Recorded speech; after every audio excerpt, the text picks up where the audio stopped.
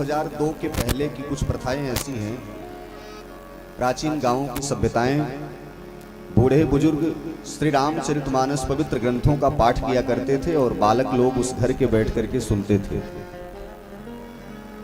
बड़े बड़े यज्ञादिक अनुष्ठान होते थे कि राष्ट्रोत्कर्ष के लिए, राष्ट्रोत्थान के लिए, उस गांव के उत्थान के लिए, कुल देवी देवताओं की प्रसन्नता के लिए। वस्तुतः आज संभव क्यों नहीं हो पाता? क्योंकि 15,000 की नौकरी करने के लिए भैया कहाँ गए हैं? गुजरात गए हैं।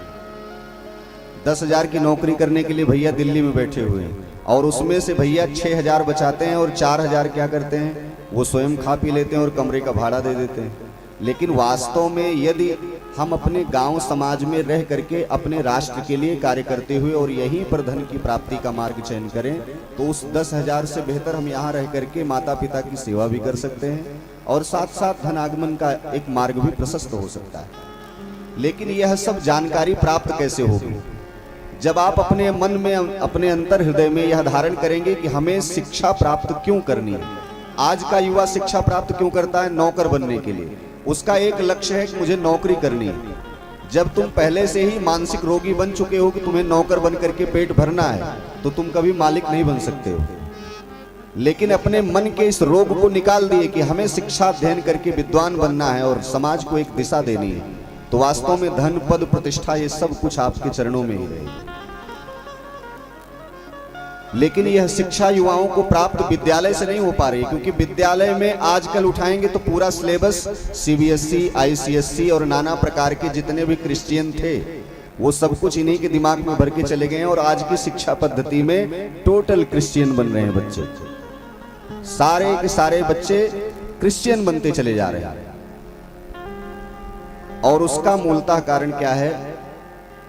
माता पिता अपने बच्चों को हाईटेक सुविधा देना चाहते हैं और शिक्षा देना चाहते हैं, और वही बच्चे जब 12 साल 15 साल के हो जाते हैं तो लवेरिया आदि जैसी बीमारियों के शिकार हो जाते हैं और 16-18 साल में उनको माइग्रेन और एंजाइटी होने लगती है।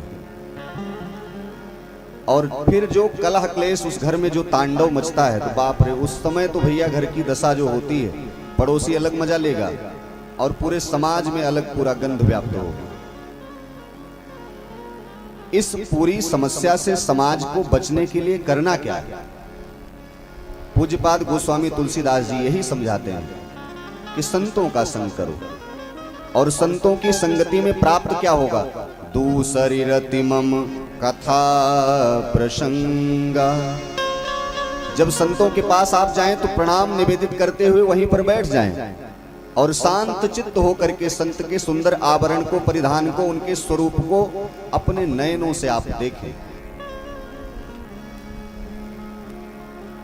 संत में वह विलक्षण आभा जब प्रभु की प्रतिमूर्ति दिखाई पड़ेगी, एक तपस्या का फल दिखाई पड़ेगा, तो संशय विहग उड़ावन हारी। संशय रूपी पक्षी जो आपके मन में, दिमाग में बैठा हुआ है, वह संत के पास जाने से आपकी समस्या का हल निकल जाता है। और प्राचीन सभ्यता को, पद्धतियों को बूढ़े बुजुर्गों से आप पूछेंगे तो माताएं जिस समय संतान की उत्पत्ति के लिए, घर के क्लेश के लिए, नौकरी आदि व्यापार के लिए, रोगों के लिए जब जब परेशान होती थी, तो गांव में, समाज में जो बना हुआ मंदिर रहता था, जो तपस्या संत वहां पर कर रहे होते थे, वहीं जाकर के उसका निदान होता था।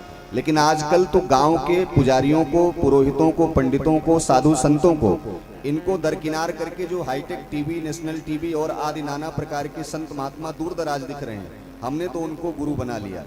वास्तव में गुरु उसी को बनाओ जो सहजता से प्राप्त हो जाए, जो आपके जीवन की आने वाली नाना प्रकार की परेशानियों को वहां पर रह करके उसका हल निकाले। अब पता लग रहा है गुरुजी प्लेन में घूम रहे हैं, तो आपको फोन करने की जरूरत है, वो गुरुजी फोन न उठाएं, तो फिर क्या करेंगे? फिर तो आप उसी गांव वाले देवालय मंदिर में ही जाएंगे ना। और यह समाज का सबसे बड़ा दुर्भाग्य है। 100 लोगों की सभा बैठी हो, उसमें 98 लोग यही कहेंगे कि हमारे गुरुजी रामभद्राचार्य जी हैं, हमारे गुरुजी बागेश्वर धाम जी हैं, हमारे गुरुजी हरिद्वार में पाए जाते हैं। लेकिन जब आपको वास्तव में पटियाली में कोई समस्या आएगी, तो आप क्या यहां से उड़ करके कैसे जाएंगे वहां तक? आखिर वो गुरु कौन होगा जो आपकी समस्या को हरने वाला हो? और समाज की ये सबसे बड़ी दुर्दशा है कि समाज में बौद्धिक क्षमता वाले व्यक्ति हो करके भी एक महान मूर्ख कहलाते हैं। क्यों? क्योंकि इनकी दूर की ढोल जो है वो सुहावनी लगती है।